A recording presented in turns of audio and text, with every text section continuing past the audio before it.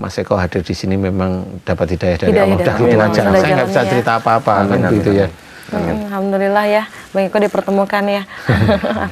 Sekarang kalau tadi dengan sekarang saya nggak tahu persis ya. Ini kan sudah mulai berkurang nih, walaupun masih ya, tapi kelihatan oh ini udah mulai berkurang.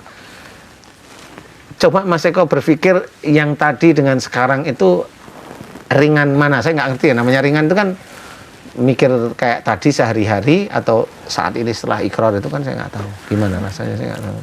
Kalau berpikir lebih ringan mungkin adalah sedikit kayaknya kok kayak agak gimana tuh. Tapi memang sekarang ini yang saya rasain Pak Ustadz, kayak apa sih namanya, di badan loh boleh di belakang sekarang nih, kemarin sekarang di sini panas banget nih. Iya nggak apa-apa. Di bagian belakang orang panas banget. Ya saya berharapnya ya itu tadi, mudah-mudahan ini memang jadi awal yang baik. Amin. Ya Awal yang baik. Karena saya Amin. pikir ya benar kata Pak Ustadz tadi, kita jangan menyalahkan siapapun. Lebih baik mungkin ini karena dosa saya selama ini, dan juga mungkin lebih baik saya mengkoreksi diri. Karena kalau misalnya saya seuzon sama orang, mungkin yang ada malah memperburuk suasana betul. Atau saya tambah satu lagi. Ini barangkali, ini banyak barangkali. Barangkali karena Mas Eko gondrong barangkali.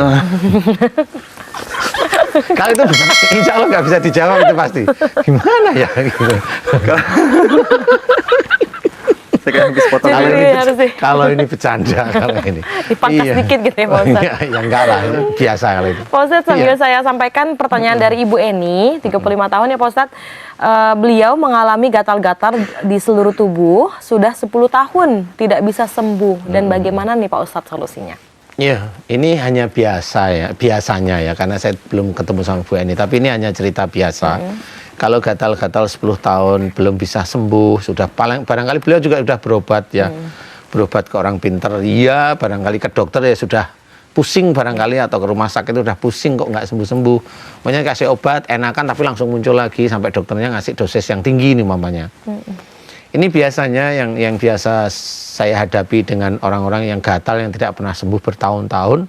Biasanya dulu, ini ada dua kemungkinan. Dulu Bu Eni itu bisa aja dulu pernah meminta pada orang pintar, itu umpamanya salah satu ilmu untuk menangkal biar tidak terkena sihir bisa.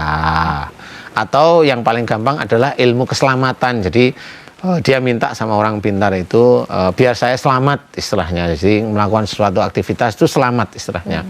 Itu bisa, tapi bisa aja kemungkinan dari akhlak, ya bisa dari akhlak adalah beliau gampang sekali agak tersinggung walaupun pendiam.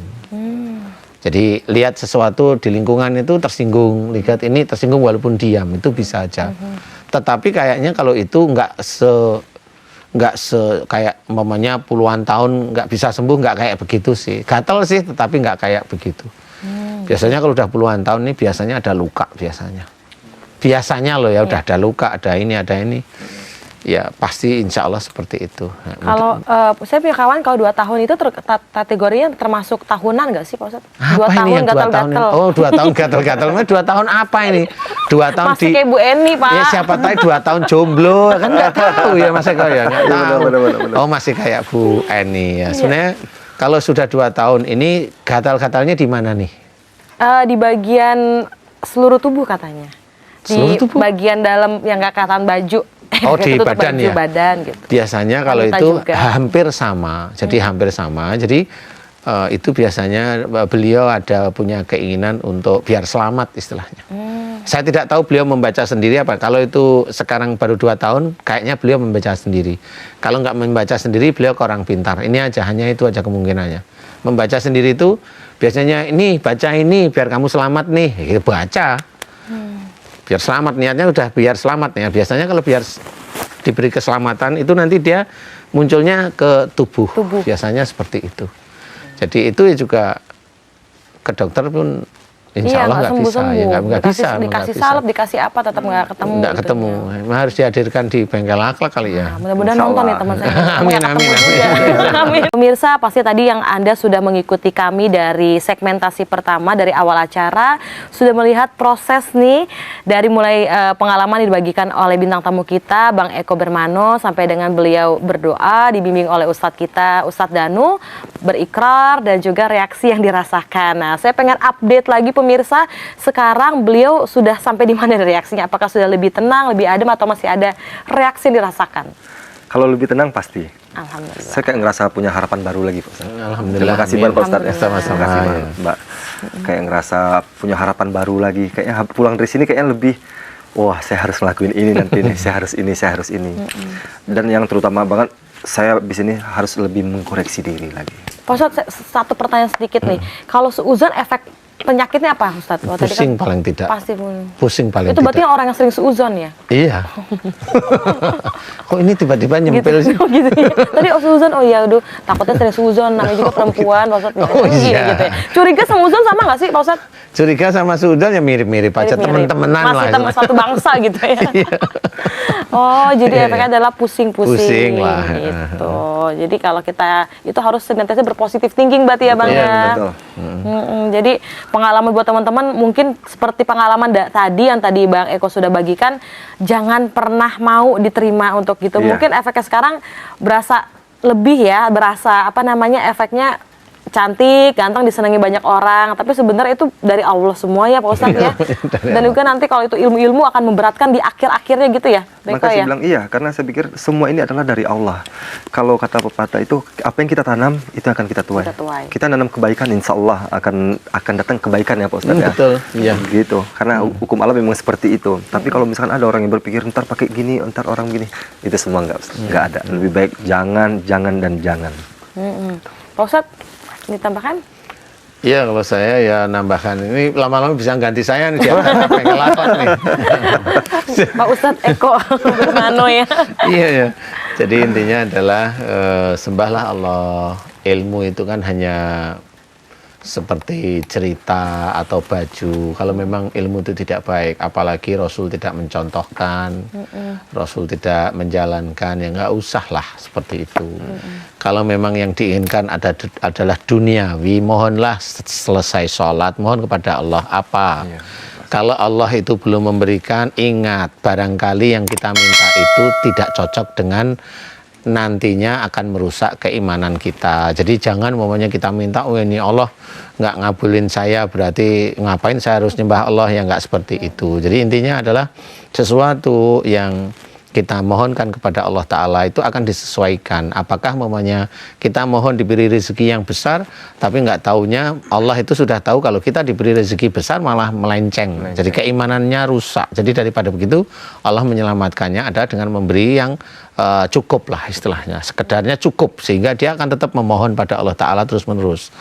Jadi intinya adalah jangan bermain-main dengan ilmu seperti itu. Ibaratnya kalau boleh saya cerita, bacalah Quran niatnya satu, lillahi ta'ala.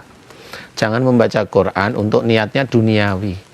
Kalau niatnya duniawi, benar Allah mengizinkan duniawinya, tapi itu tidak akan menjadi amal soleh.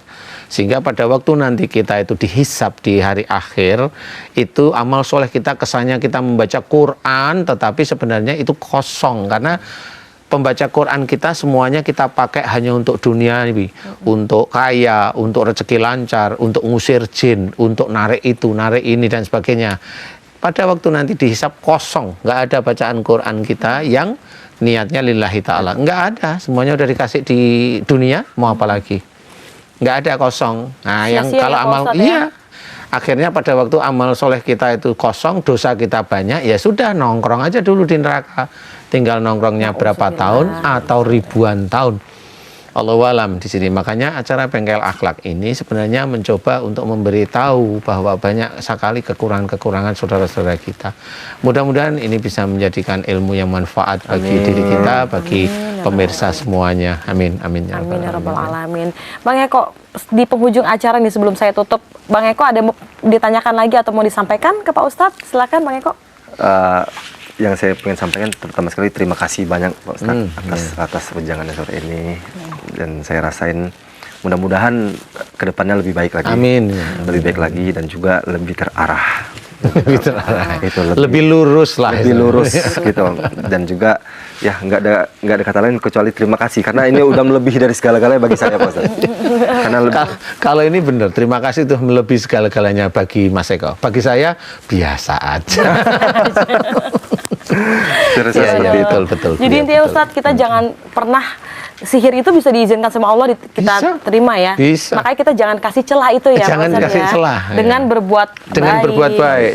Senantiasa Betul. beramal soleh Iya. gitu ya. Iya betul itu. Dapat Jadi ya. sihir atau apapun bentuknya, kalau celah kita yang kosong itu adalah marah, suudon, kemudian kita sendiri perilakunya jelek, berkata yang tidak baik.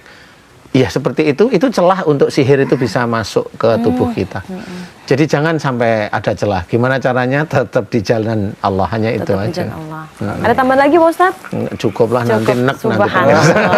Cukup itu. Pencerahan aja yang dulu. luar biasa, Masya Allah Ustadz. Sekali Iya. lagi terima kasih banyak atas pencerahan dan ilmu.